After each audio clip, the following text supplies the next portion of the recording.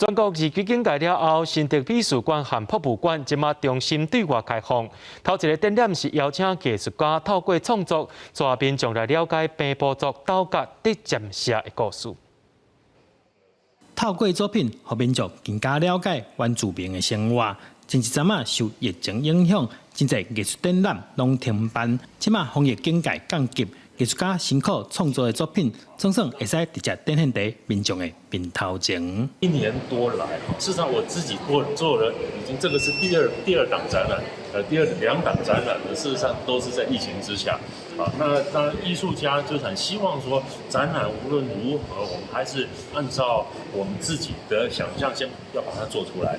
为了加强防疫，所有展览场所逐工一透早都会先消毒过，除了基本的防疫规定以外，另外还加强对参观人数的限制。过去没有展览，可能经济上面会受到一些影响，所以配合相关的防疫作为，让自己的艺文活动可以正常举办，那也对艺文工作来讲是莫大的一个帮助。因为疫情，真侪创作者嘛开始思考安怎改变未来展览的方式。